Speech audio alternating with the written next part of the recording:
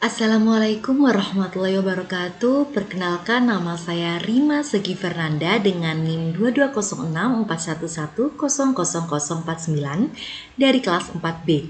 Tujuan saya membuat video ini ialah untuk menuntaskan tugas ujian tengah semester yang diberikan oleh Ibu Ria selaku dosen pengampu mata kuliah Statistika Pendidikan. Di sini saya mendapatkan dua soal. Yang pertama, saya akan menguji data hasil pretest dan posttest terhadap motivasi belajar siswa SMPA Bangkalan. Asumsi data berdistribusi normal. Parameter yang saya uji adalah mean. Jika nanti hasilnya HO yang diterima, maka tidak terdapat perbedaan mean motivasi belajar siswa sebelum dan sesudah pelatihan. Namun, jika H1 yang diterima, maka terdapat perbedaan mean motivasi belajar siswa sebelum dan sesudah pelatihan. Saya menggunakan taraf kepercayaan 90%, yang artinya taraf signifikannya ialah 0,05. Di sini saya akan menguji uji T berpasangan dengan bantuan rumus ini untuk menentukan kesimpulan. Di sini terdapat pretest dan posttest, hasil yang telah ditentukan untuk kita uji nanti. Langsung aja dengan cara yang pertama, kita klik data, kemudian kita klik data analyze, kita cari t-test pyretute sample for means. Kenapa? Karena kita menguji T berpasangan dan parameter yang diuji adalah mean. Kita klik OK. Yang pertama, terdapat variabel satu range. Kita klik di mana ini adalah pretest. Kita klik dari judul sampai akhir data. Kenapa kita klik judul? Karena nanti Excel akan membacanya dan akan membuatkan kita judul secara otomatis. Kemudian variabel to range-nya dari posttest, judul hingga akhir data. Kemudian kita klik labels agar berlabel dan alpha sesuai dengan ketentuan 0,05. Output option-nya kita pilih output range. Di mana kita klik, di mana kita akan meletakkan datanya ini. Misal di sini. Kita klik OK. Sudah muncul ya, saya akan merapikannya terlebih dahulu. Kemudian setelah sudah rapi, saya akan memberikan tanda di mana yang T start ialah T hitung dan T critical to tail adalah T label dan P ini adalah nanti kita akan menguji di taraf kepercayaan yang tadi. Kita akan beri warna terlebih dahulu ya.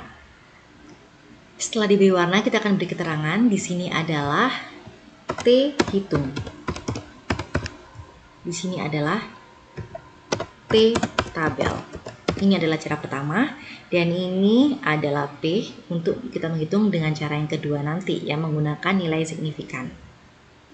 Setelah ini kita akan memberikan hasilnya. Kita lihat dulu rumusnya. Jika min T tabel kurang dari T hitung, kurang dari T tabel, maka diterimalah HO. Namun, di sini T hitung lebih kecil daripada T tabel, maka bukan HO yang diterima, melainkan HO yang ditolak. Dan yang diterima adalah H1. Kita beri keterangan terlebih dahulu. Karena T hitung lebih kecil daripada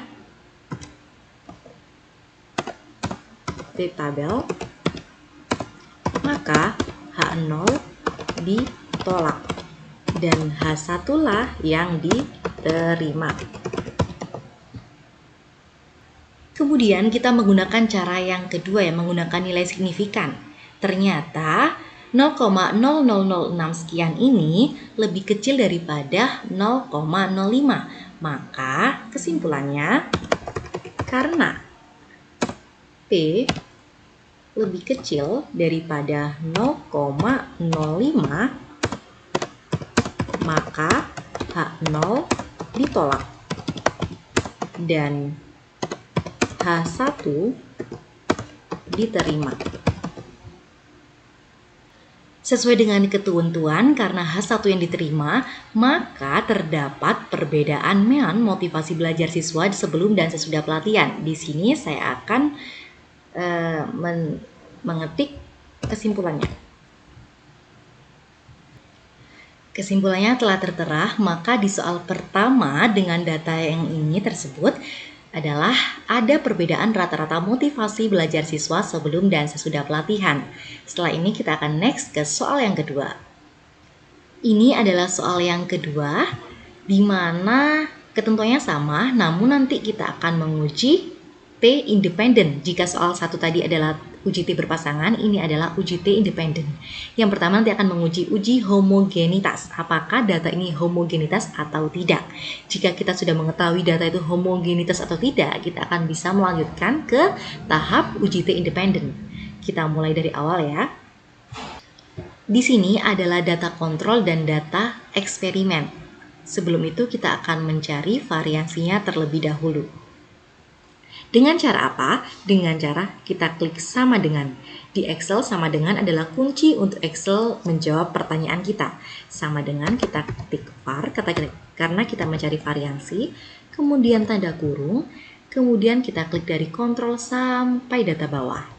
Kemudian kita tutup kurung dan kita klik enter. Hasilnya sudah ada ya. Kemudian dengan cara yang sama kita akan mencari di data eksperimen. Sudah ya, sudah kita cari dengan rumus tadi. Karena variansi yang paling besar adalah di kontrol, di kelas kontrol, maka di sini kita akan beri keterangan variabel pertama. Dan di sini kita akan beri keterangan variabel kedua. Tujuan kita mencari variansi ialah untuk menghitung, untuk mengidentifikasi dan menganalisis alasan perbedaan antara hasil yang diharapkan dan hasil aktual. Selanjutnya kita klik data, kemudian data analyze, kemudian kita cari to test, v-test, to sample for variance. Kemudian kita klik variabel satu range, caranya sama dari kontrol sampai data akhir. Kemudian variabel to range-nya kita klik eksperimen dari judul sampai akhir.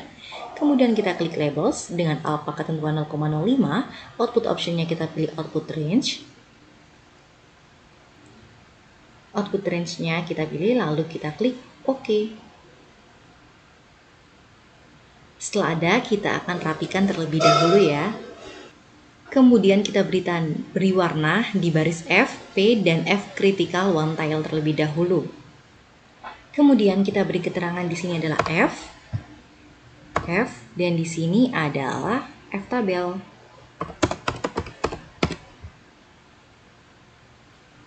Sesuai dengan rumus yang ada, jika F lebih kecil dari F tabel maka H0 diterima. Kita lihat data yang telah kita hasilkan.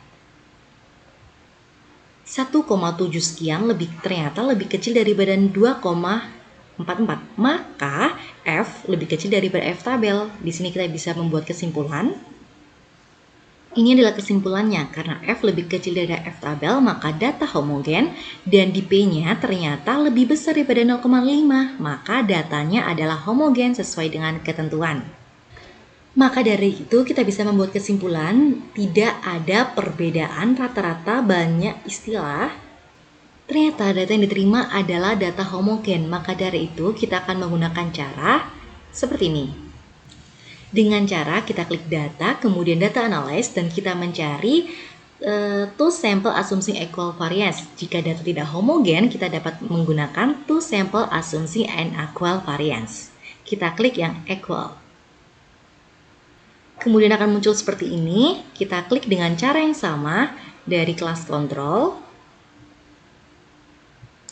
Cari cara yang sama, variabel 1 range dari kelas kontrol hingga data akhir, variabel 2 range dari kelas eksperimen hingga data akhir, dan kita klik labels, alpha-nya 0,05 dan output range-nya telah kita tentukan. Kemudian kita tekan OK. Sudah saya rapikan dan sudah saya beri warna bahwasanya T start adalah T hitung dan T critical to tail adalah T tabel. Kita akan berikan hasilnya ya. Ini adalah hasilnya. Sesuai dengan ketentuan, ternyata T hitung lebih kecil daripada T tabel, maka H0 diterima. Dan P 0,8 sekian ternyata lebih besar daripada 0,05 sesuai dengan ketentuannya tadi, maka H0 diterima. Kesimpulannya ialah tidak ada perbedaan, rata-rata banyak istilah yang dihafal kedua kelompok berbeda tersebut sesuai dengan ketentuan karena H0 yang diterima. Cukup sekian yang dapat saya sampaikan, semoga apa yang saya berikan dapat bermanfaat untuk yang membaca. Sekian dari saya, wassalamualaikum warahmatullahi wabarakatuh.